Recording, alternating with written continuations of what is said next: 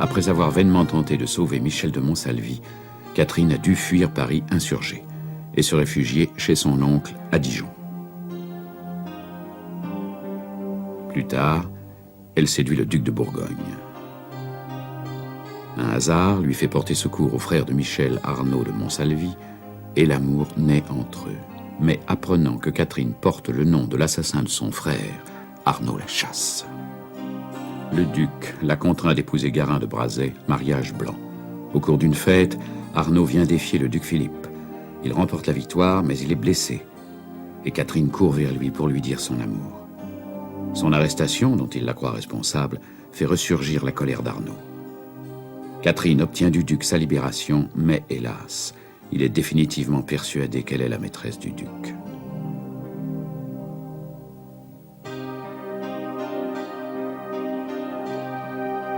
Garin, de son côté, certain qu'elle a passé la nuit avec Monsalvi, manque de la tuer. Calmé, il tente de se faire pardonner, mais il apprend à Catherine le prochain mariage d'Arnaud. Désolée, la jeune femme va se réfugier à Marsanais chez son oncle Mathieu.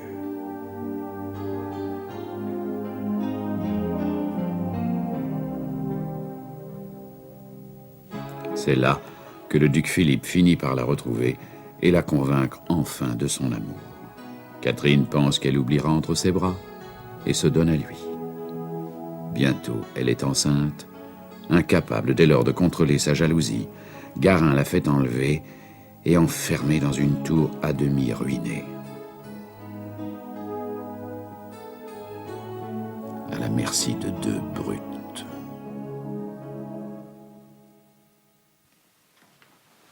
Monseigneur, on me dit que... Je vous cherche depuis ce matin, c'est vrai. La nuit va tomber, je vous vois seulement. Où étiez-vous? Je suis allé collecter les fermages de mes terres de Gevrey et de Vougeot, Monseigneur. Oui, je dois m'en occuper moi-même, tous mes commis sont des larrons. Les miens aussi. Oubliez-vous que votre duc vous a confié une charge capitale pour la Bourgogne, qui vous oblige à m'informer de ce que vous faites à chaque instant, et de l'endroit où je puis vous trouver si j'ai besoin de vos services. J'ai commis une faute grave, c'est vrai, Monseigneur, et je vous supplie de me pardonner. Encourir vos reproches est déjà pour moi un très rude châtiment. Ne pouvant vous trouver, j'ai cherché votre femme. Il m'a été impossible de la découvrir, elle aussi. Où est-elle allée? Mais elle est partie de bon matin pour retourner chez son oncle à Marsanais. J'y ai pensé. Je lui ai fait quérir, mais elle n'y est pas. C'est impossible. Elle m'a dit que... Qu'elle irait là-bas sans emmener cette tzigane et ce mahométan qu'elle traîne partout avec elle, sans même les avertir de son départ. Si elle vous a dit ça, que vous l'avez cru, je finis par regretter de vous avoir pris jusqu'ici pour une grande intelligence. Monseigneur, ma surprise est telle qu'elle me laisse sans réponse. Messire Garin, j'offre demain soir à souper au connétable de Richemont qui nous quitte le jour prochain avec sa femme. Je tiens à ce que Dame Catherine et vous-même soyez des nôtres. Si vous y manquez, ne comptez plus échapper à ma colère. Vous m'avez bien compris. Oui, Monseigneur.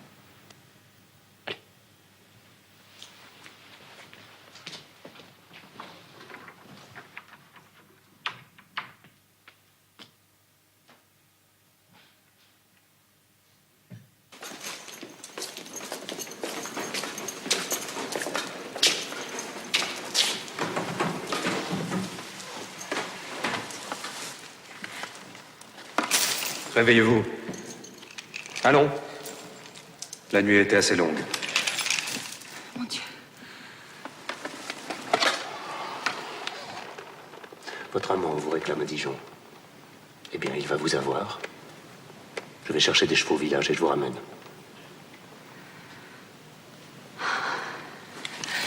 Merci, Garin. Vous me remercierez plus tard. Quand ces deux-là se seront occupés de vous. La curiosité du duc a contrarié mon projet, mais j'en mettrai l'essentiel à l'exécution. Vous retrouverez votre amant, soit. Mais lui retrouvera une maîtresse à jamais souillée et déshonorée. Garin, au nom du Christ, retrouvez la raison. Quand Monseigneur apprendra la vérité. De qui? De vous? S'il apprenait un jour quel éclat de rire dans toute la France, et jusqu'en Angleterre. Le grand-duc d'Occident acceptant malgré lui les restes de deux brutes puantes, à peine capables de prononcer leur nom. Je lui dirai tout. Et je me tuerai! Eh bien, soit! Quoi qu'il arrive, je me serai vengé de vous. Et de lui. Elle est à vous.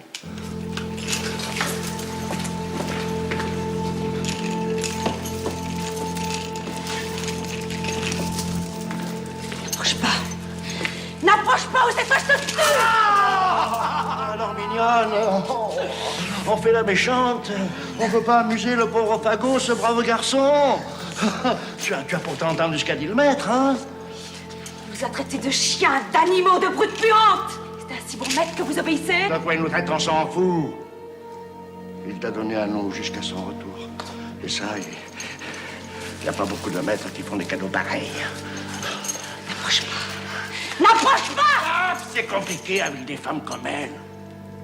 Puisque ton mari est d'accord, qu'est-ce que ça peut te faire à toi? Si tu dis oui gentiment, tu auras du plaisir. Voilà tout. Hein? Demande-le au Ribaud de Dijon, 16 ans tu as à se plaindre de tes amoureux. Hein, Fagot? Hein? Hé! Ah, voilà! À genoux, la belle. Merci! Merci. Voilà!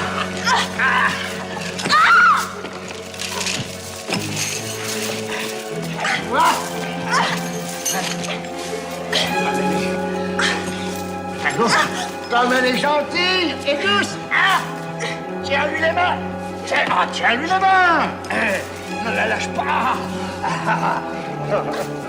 Je vais te donner un peu d'air, ma belle. Tu en dirais que tu vas étouffer.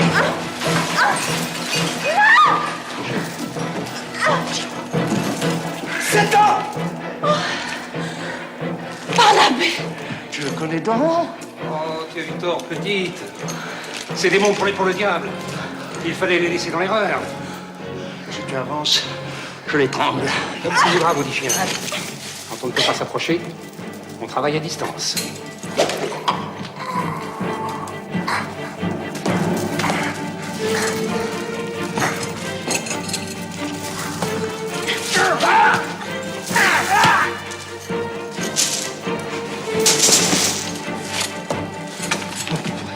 Oh, Barnabé! Dans quel état ils t'ont mise?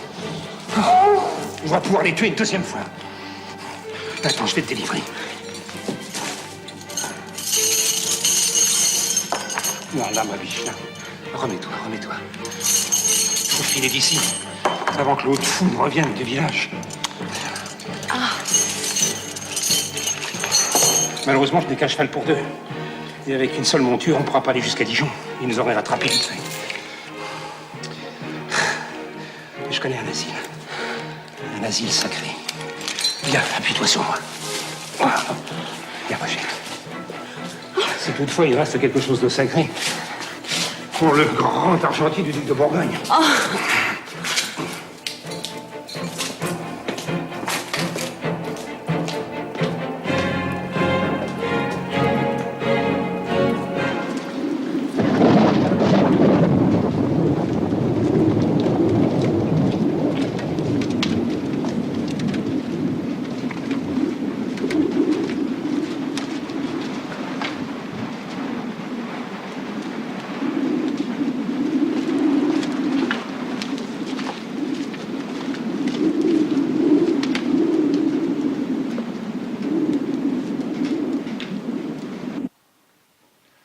Vous êtes-vous remise un peu de vos épreuves depuis ce matin, madame?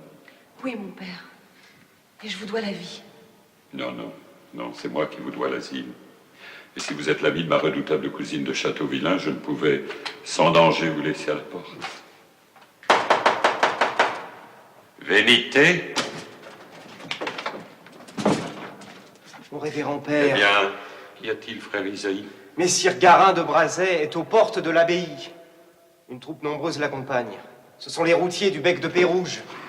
Garin ose s'incoquiner avec cet antéchrist. Ah, sans aucun doute, rien ne l'arrêtera plus. Veuillez garder votre sang-froid, messire. Que réclame Garin de Brazais? son épouse, et à vous parler. Mon père, je vous ai dit toute mon histoire. Je sais que je dois à mon époux de le suivre et de lui obéir, mais le faire, c'est aller à la mort. Ma fille, votre cas est bien difficile à trancher pour un prêtre. Votre époux a tout droit sur vous, il vous réclame. Je ne puis refuser. Oh, ne me livrez pas, je vous en supplie, mon père.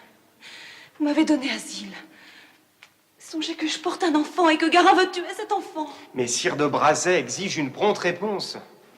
Et la troupe qui l'accompagne est fort menaçante. L'abbaye est-elle encerclée, frère Isaïe? Non, messire. Pour l'heure, ils se tiennent réunis devant le grand portail.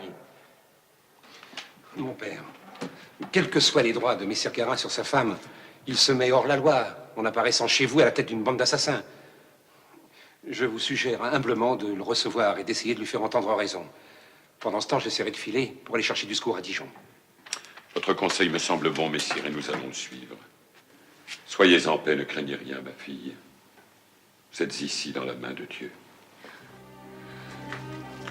Merci, mon père.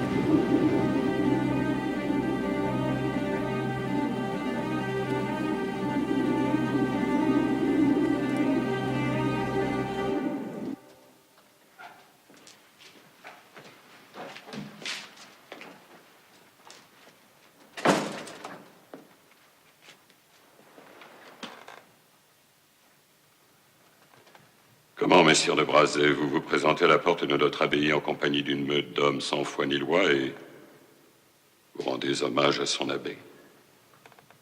Je crains Dieu, mon révérend père, et je révère les membres de son Église.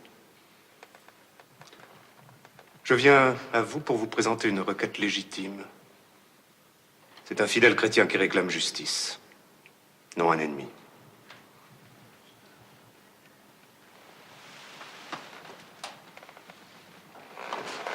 D'où vient donc que le bègue de Pérouge et ses routiers vous accompagnent? Je les ai rencontrés par hasard en venant chez vous. Le bègue voudrait faire sa paix avec Monseigneur et m'a prié d'être son intermédiaire. Et vous avez accepté? Ce n'est pas vous qui me reprocherez de faire œuvre de miséricorde. Certes non. Si c'est bien le motif qui vous anime. Attendez-vous de moi que je participe à vos côtés à cette charitable entreprise? Je n'aurais garde d'oser, mon révérend père. Je suis venu simplement vous réclamer Dame Catherine de Brazais, mon épouse, qui se cache dans votre abbaye. Rendez-la moi. Et je m'en irai aussitôt avec elle. Et la troupe qui m'accompagne. Donc, vous ne partirez pas sans elle, et eux ne partiront pas sans vous. C'est évident. Messire Garin, votre femme est venue ce matin demander asile dans la maison de Dieu.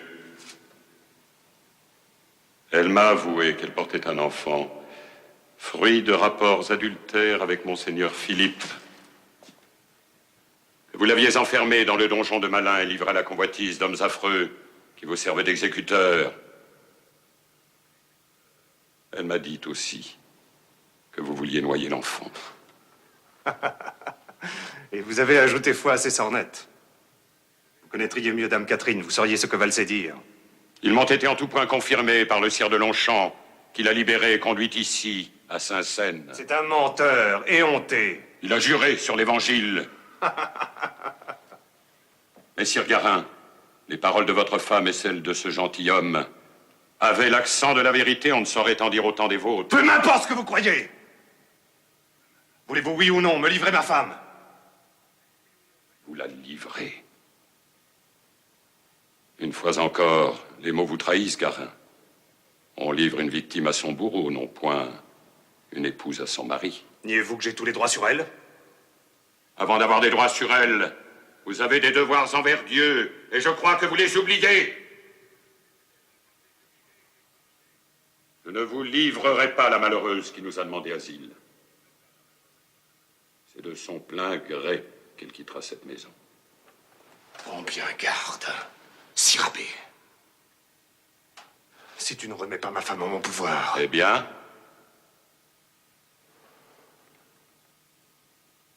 Je vous donne jusqu'à l'aube pour réfléchir.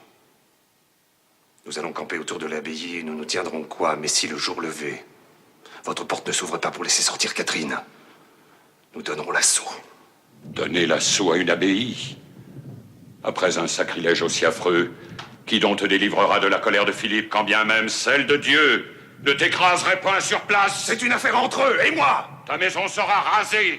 T'es bien dispersé, toi, Garin de Brazais. Tu seras pendu. Et je t'aurai d'abord pendu, moine! De mes mains à la croix de ton église!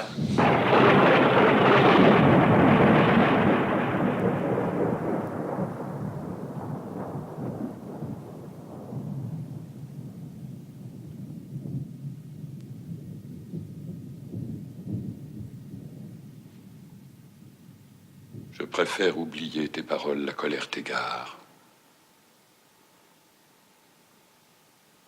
J'accepte ton défi. Demain matin, à l'aube, je te dirai ce que j'aurai décidé. Retire-toi à présent.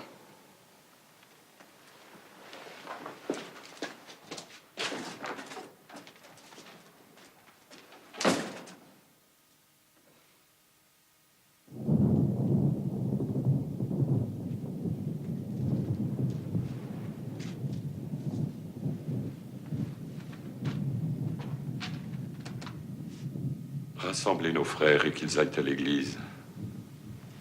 Nous prierons Dieu qu'il nous délivre de la main de ces scélérats.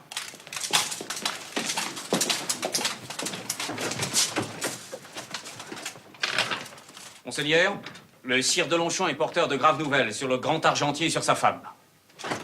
Où est-elle? Qu'en a-t-il fait?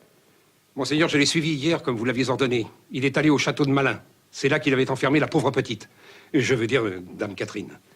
J'ai réussi à la libérer au moment où les deux brutes qui lui servaient de geôlier s'apprêtaient à lui faire violence. Avec l'accord de cette canaille, le messire Garin.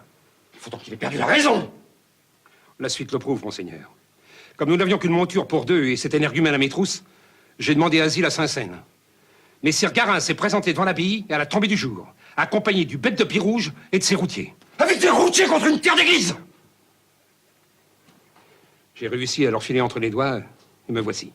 Capitaine, prenez 100 hommes de la garde et portez-vous au secours de l'abbaye de Saint-Seine. Bien, Monseigneur. Vous reste-t-il assez de force pour accompagner messire de Rousset? Oh, Monseigneur, pour secourir cette pauvre petite, je suis capable de rester 1 mois à cheval sans manger ni dormir. C'est bien, allez. Et tâchez de me ramener Garin de Brazais vivant.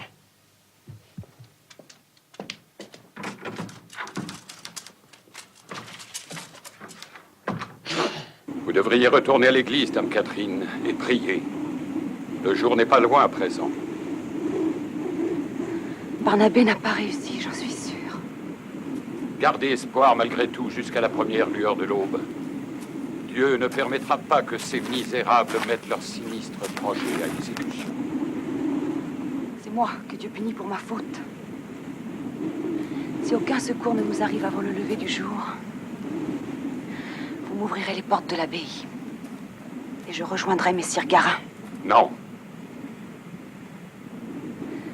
Dès que je me serai rendu, ils lèveront leur camp. C'est à moi seul qu'ils en ont. Vous vous trompez, mon enfant. Le bec de Pérouge et ses hommes sont démunis. Les troupes de Monseigneur leur ont mené la vie dure ces derniers mois. Ils flairent le butin d'une riche abbaye et ne laisseront pas passer une si belle affaire. Si vous vous livrez, votre mari partira. Peut-être. Eux resteront. Alors nous sommes perdus. Taisez-vous. Voyez, à l'Orient. C'est l'aube. Dans un instant, tout sera fini. Taisez-vous et priez.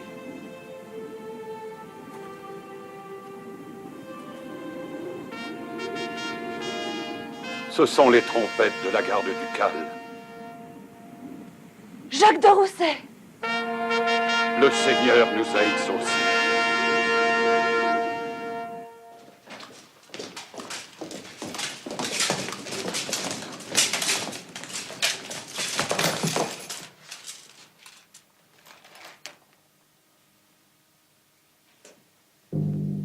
Garin de Brazais, la cour du vicomte Mayer et les échevins réunis dans le cloître de la Sainte-Chapelle ont prononcé contre toi leur sentence. Écoute-la.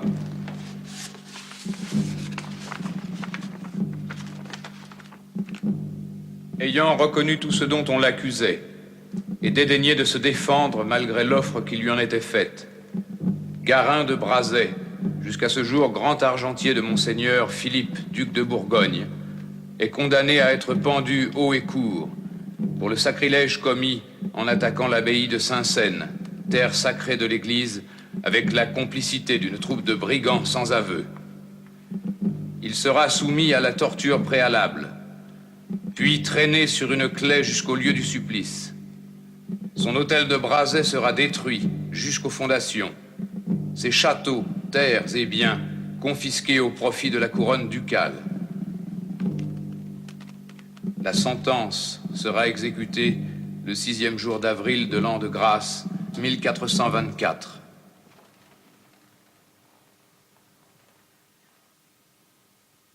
Garde!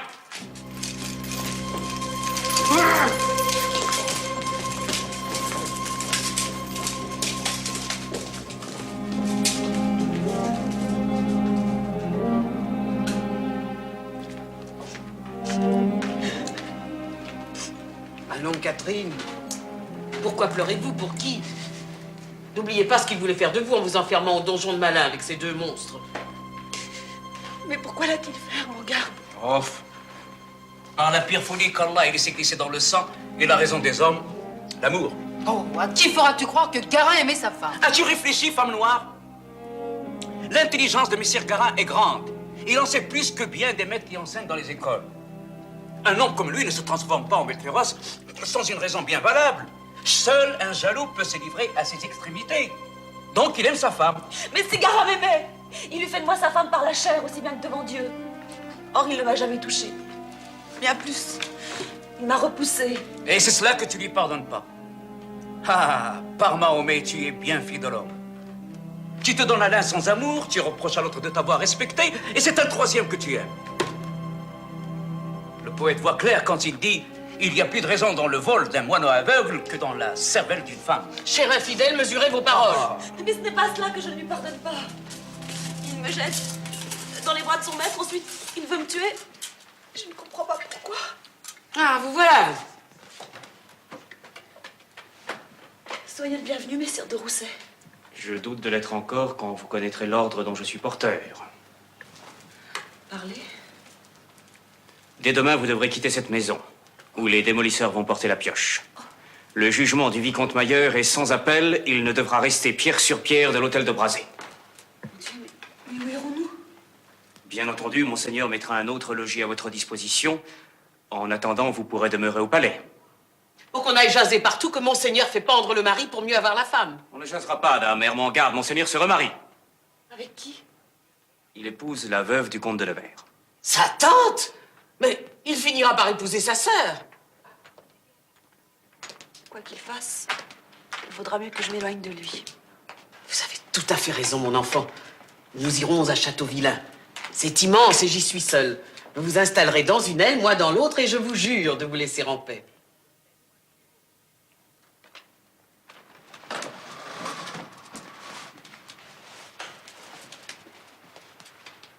Puis-je vous demander une faveur, capitaine? Tout ce qui est en mon pouvoir est au vôtre, madame. Je voudrais aller visiter messire Garin dans sa prison. Hélas. Quoi? Vous reprenez déjà votre parole? Précisément non, dame Catherine.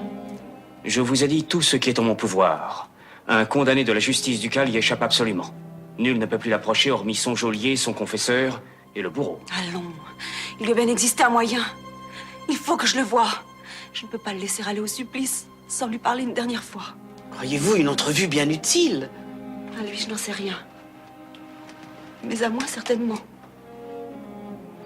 Messire de Rousset, vous vous êtes toujours conduit envers moi comme un ami véritable. Allez-vous m'abandonner? En vérité, madame, vous me mettez sur le grill. Que diable, Jacques, vous n'allez pas me dire qu'il n'existe aucun moyen de tourner la consigne. Ce n'est pas au capitaine de la garde du Cal à vous l'indiquer. Mais enfin... Mais enfin, si vous voulez toujours compter parmi les vrais amis de Catherine... Eh bien, son geôlier se nomme Rousseau. Je le connais. C'est un homme impitoyable. Mais il n'ôte jamais la main quand on lui tend une pièce d'or. Mesdames, messieurs médecins,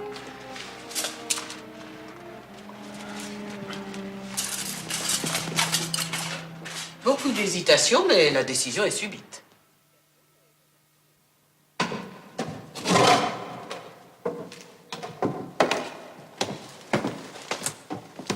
Voilà. Je reviendrai taper à la porte quand il faudra vider les lieux.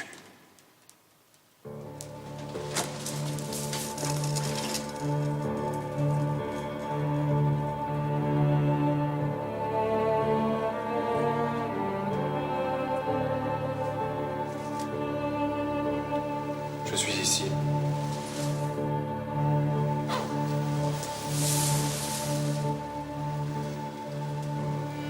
Hésiteriez-vous à me reconnaître? Vous êtes bien Catherine, hélas. Et vous, vous êtes bien vous-même, malgré cette misérable apparence. C'est à l'état où vous voici que vous comptiez m'amener en m'enfermant en donjon de malin? Oui. Je n'ai nul secours à attendre de personne. Et surtout pas de vous. Vous qui n'avez jamais manqué d'amis ni de prétendants. Allez-vous-en! La mort est à votre porte. Mais la raison, elle vous affuit pour toujours. Je perds mon temps à écouter vos paroles pleines de venin. Allez donc au diable, Carin de Brazais. J'avais espéré faire de vous une grande dame. Vous ne serez jamais qu'une petite bourgeoise, sans cervelle.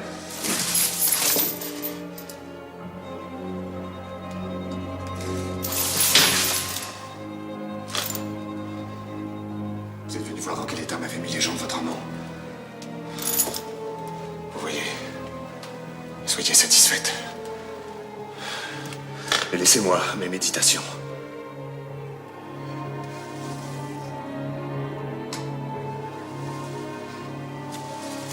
Ce n'est pas cette curiosité-là qui m'a poussée jusqu'ici. Je suis venue vous demander la vérité à la fin. La vérité, mais sur quoi? Sur notre rencontre. Notre mariage. Sur votre attitude insultante envers moi, qui me donnait à vous.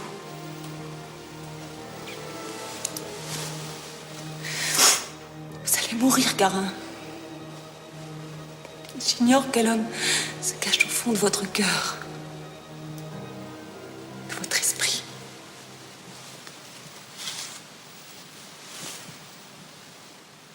Pourquoi pleurez-vous?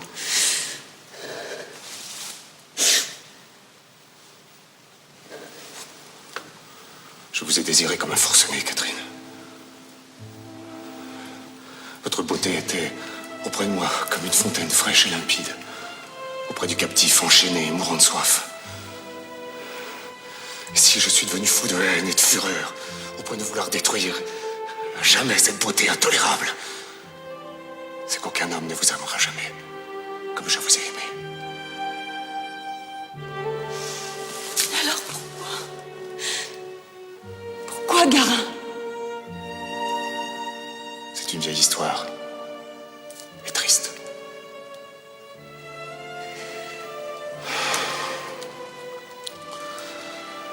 Mais je veux bien vous la conter. J'étais un jeune homme, j'ai suivi le comte de Nevers, qui allait secourir le roi Sigismond en Hongrie, attaqué par les Turcs. Nous étions 10 000 jeunes fous commandés par le maréchal de Boucicaut. Devant Nicopolis, les Turcs nous écrasèrent, massacrant les petites gens et enchaînant ceux dont ils pouvaient tirer rançon. J'étais de ceux-là. Une flèche m'avait crevé un œil. Un médecin infidèle me guérit. Et je restais un écervelé, n'écoutant que ma fantaisie. Je tentais de séduire la fille du bec qui nous gardait prisonniers. Et on me remit aux mains du bourreau. Lorsque j'en sortis, je n'étais plus un homme. Alors, il me fut permis de rentrer en France.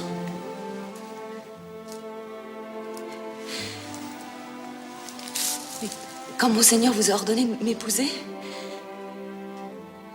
il savait. Bien sûr. Il me fallait une épouse. Lorsque je vous ai aperçu pour la première fois en rentrant de Bruges, je vous ai aimé. Quand le duc m'a donné cet ordre, je l'ai accepté, avec gratitude. Je pensais que je serais pour vous un bon mari. Et le duc, un bon amant. Je ne pouvais pas imaginer que votre beauté allait faire naître dans mes entrailles un monstre terrifiant. La jalousie. Je l'ai découvert la nuit de nos noces. Quand je vous ai vu devant moi, si belle et à jamais inaccessible. Alors j'ai commencé à perdre la raison.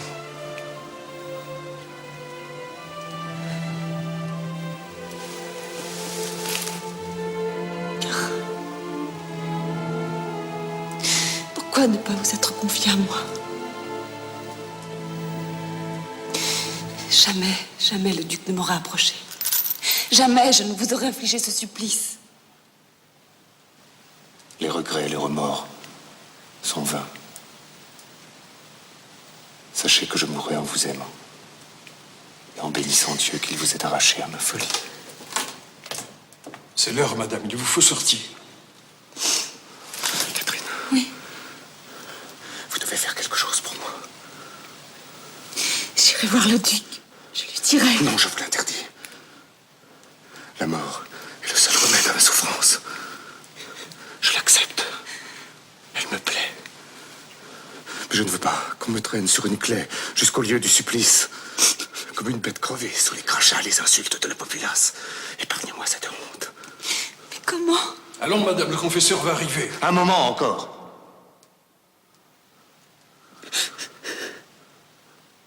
Avant d'en finir avec la vie, je voudrais boire une dernière pinte de vin de Beaune. De celui qu'élève si bien mon sommelier à bout.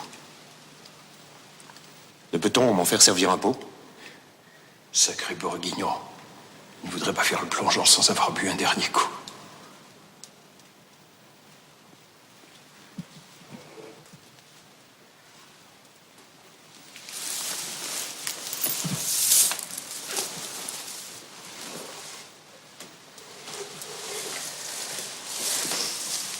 Dit du cador pour vous, si vous lui faites porter ce vin. Sur mon âme éternelle, dès que je les aurai, il l'aura.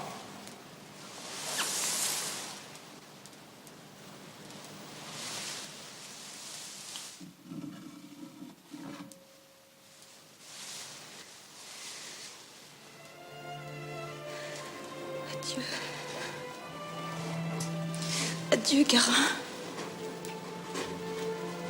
Adieu, Catherine.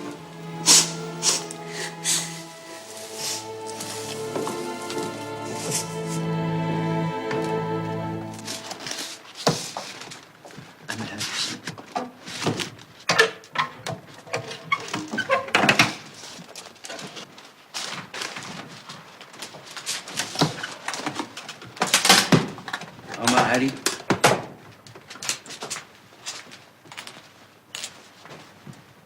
Alors, tu l'as vu? Oui. Et que t'a-t-il dit? Plus tard, je te raconterai.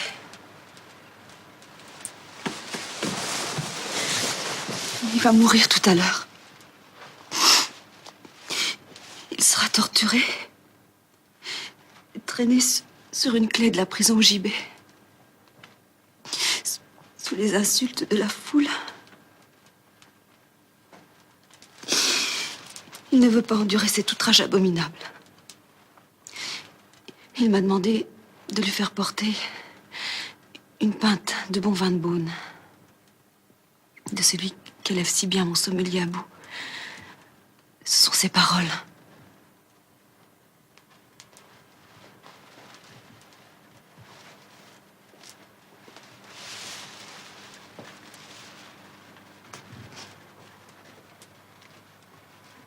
C'est bien. Dis à Sarah de me monter une pinte de vin d'Aubonne. Je ferai ce qu'il faudra. Et vous irez le lui porter aussitôt.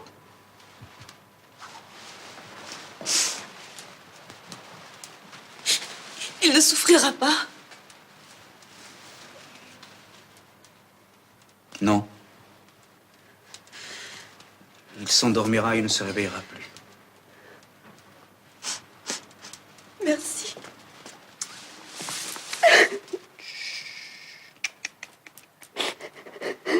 Ça va. Allez. Tu pleures les meilleures beautés. Et les larmes entraînent le fiel qui emplit ton cœur. Un jour, tu connaîtras la joie et la paix. Mais comment pourrais-je oublier? Le temps efface la douleur, éteint la vengeance, apaise la colère. Alors le passé n'existe plus.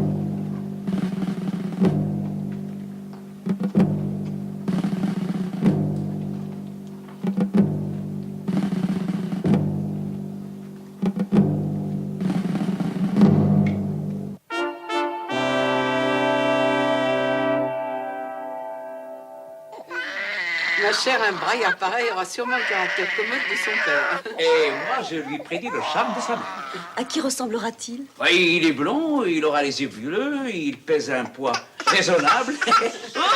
Il est né avec une dent. Circonstance douloureuse pour la nourrice. Ne dit-on pas que ce sont les poètes qui naissent avec une dent? Non, chez nous, on dit que ce sont les avocats. Mais les uns et les autres sont des menteurs. Les uns mentent pour le bien, les autres par malice. Avez-vous fait prévenir le duc? Oui, Barnabé y est allé aussitôt.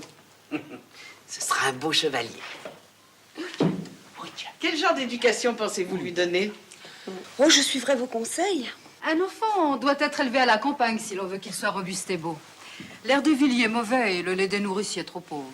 J'ai toujours trouvé l'air de Châteauvillain d'une vivacité et d'une pureté merveilleuse. Chaque fois que j'y viens, je me sens transformée. Peut-être m'y établirai-je tout à fait. Vous ne voulez plus retourner à Dijon? Depuis la mort de la duchesse douairière, je n'ai plus d'occupation. Mon vieux pendard de mari se passe fort bien de moi. Qu'en penses-tu, Abou? Je pense que Dame Ermengarde a une furieuse envie d'exercer le métier de grand-mère et que ça serait fort cruel de l'en empêcher.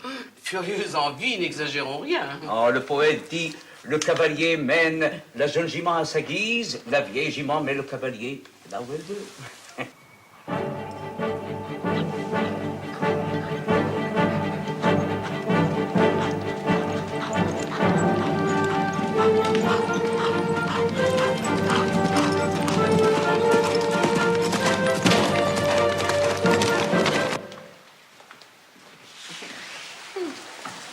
Donnez-le-moi. Il est temps qu'il aille manger. Le duc se porte bien? Ah, ma foi, oui, assez bien. Tant mieux. Le père a perdu beaucoup d'importance à ses yeux depuis que le fils est installé à Châteauvillain. Je crois, oui. Tu veux peut-être des nouvelles de Monseigneur? Oui. Oh, dis donc, quelle passion. Je n'ai jamais éprouvé de passion pour Philippe. Tu ne lui as pas fait un enfant par mégarde. Le duc est un homme dont aucune femme ne saurait se plaindre. Mais mon cœur ne bat pas pour lui. Est-il au moins content d'avoir un fils? Ah, très content, oui.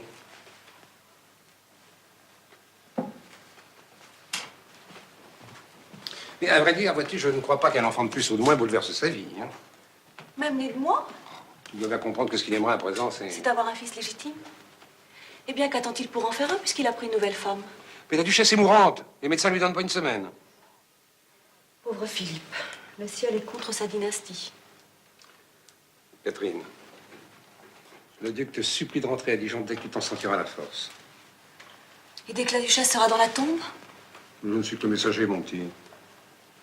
Cependant, je peux dire une chose. Le duc est amoureux fou. Amoureux comme il ne l'a jamais été d'aucune femme. Surtout pas de celle qu'il a épousée.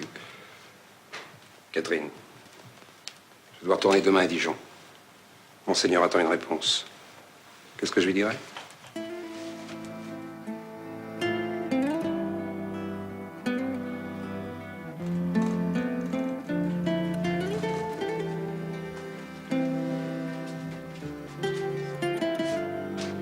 Depuis la mort de Garin, la justice m'a dépouillée de tout. Barnabé? Pourrais-je retourner vivre chez mon oncle auprès de ma mère et attendre avec soumission les visites nocturnes du grand-duc d'Occident? Mais non. Alors va dire à Monseigneur que ses ordres seront obéis, comme il s'y attend.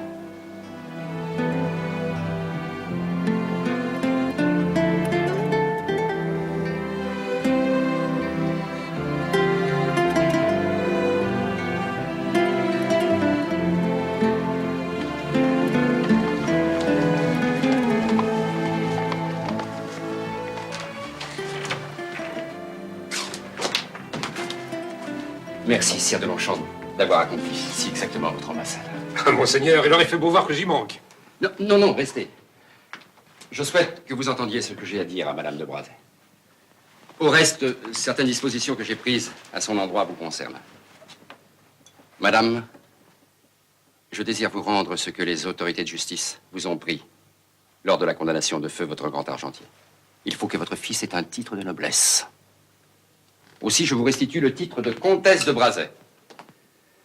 Vous aurez un château à Chenauve, près de Dijon. Vous aurez à Dijon même un hôtel et un autre à Bruges. Puisque vous aimez cette belle ville autant que je l'aime. Vous aurez des terres en suffisance en Bourgogne et en Flandre.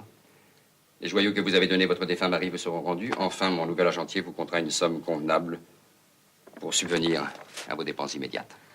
En vérité, c'est beaucoup trop, Monseigneur. Comtesse, ce sont des questions tranchées sur lesquelles il n'y a pas à revenir. De plus, il vous faut une protection constante et sûre. Je vous donne le sire de Longchamp comme écuyer. Je le détache de la grande écurie avec double solde pour qu'il sache à quel point j'estime ses nouveaux services. Oh, Monseigneur, je n'aurais jamais rêvé à un avancement pareil. Je vous jure de veiller sur la petite comtesse de Brazé comme un avare sur une pile de ducats. C'est bien, allez.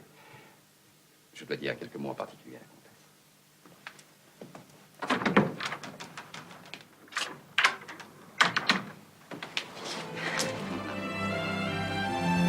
Maman.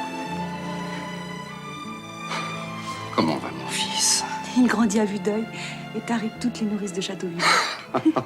Il a une voix à faire crouler les murailles. Quand elle m'en garde, elle veille sur lui comme une tigresse sur son petit. J'irai bientôt le voir. Philippe, pourquoi m'as-tu donné tous ces biens? Ce sont des faveurs si extraordinaires que les gens crieront au scandale et qu'ils me haïront. Te haïr? Voyons, tu es si bonne et si douce. Ils vont t'adorer, au contraire. Dieu m'a ôté les 2 épouses que j'avais. Il faut une étoile à la cour de Bourgogne. Je veux que tu étincelles. Que tu éblouisses. Que mon amour pour toi resplendisse d'un bout à l'autre de mes états.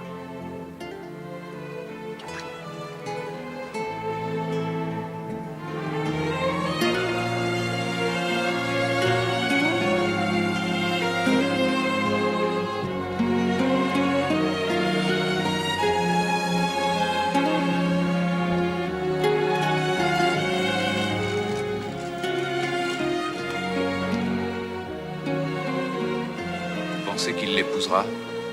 J'en aurai le cœur brisé, mais je le souhaite de toute mon âme. Qu'il l'épouse, qu'il devienne le roi de France et elle, notre reine à tous.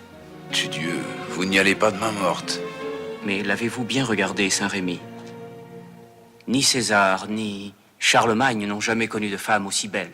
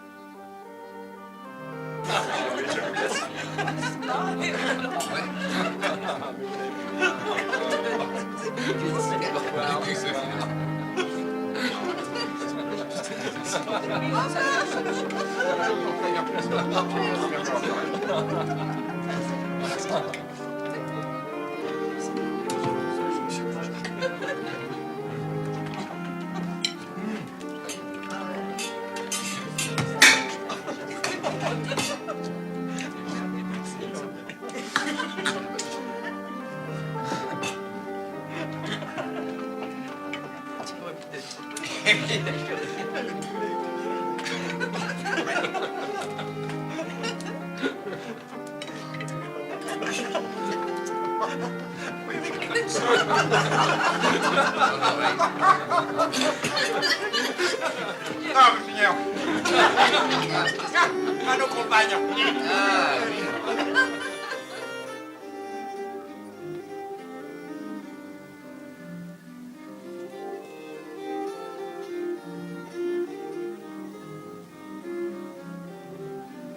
Prenez un peu de repos, Dame Catherine. Nous avons bien travaillé aujourd'hui. Tout le travail est pour vous, messire Van Eyck. Moi, je n'ai rien à faire. Qu'en dites-vous, sire médecin? Notre loi nous interdit de représenter la figure humaine pour ne pas singer l'œuvre parfaite d'Allah. Votre loi semble au contraire n'avoir qu'un souci, et c'est de mettre partout des figures d'hommes et d'animaux. En tant qu'adepte de l'islam, je trouve ton travail abominable. Comme curieux de vos mœurs et ami de Dame Catherine, je trouve ce portrait plutôt réussi. Te reconnais-tu? Pas très bien. C'est pourtant très ressemblant. Avec quelque chose d'un peu plus. On ne peut affirmer que messire ambassadeur singent seulement l'œuvre d'Allah. C'est une question que je débattrai avec un de nos sages quand je serai de retour à Grenade. Ce qui ne tardera guère. Encore cette vilaine pensée? Ah. Il faut bien songer au départ, lumière de beauté. Le poète dit: le monde entier et toute chérissesse valent-ils une coupe d'eau fraîche, bu sous la tente où tu es né? Je partirai bientôt. Si vous m'attendez, nous pourrons peut-être voyager ensemble. Avec plaisir. Vous allez encore courir les routes, messire Jean? Où Monseigneur vous envoie-t-il cette fois? Eh bien, est-ce un secret d'État? Ce n'est plus un secret, et Monseigneur vous en fera lui-même la confidence. Alors autant me la faire tout de suite. Je suis très curieuse, vous savez. Alors? Le duc m'envoie au Portugal. Je dois y faire des ouvertures auprès du roi Jean Ier, en vue d'un mariage entre l'infante Isabelle et le duc Philippe de Bourgogne.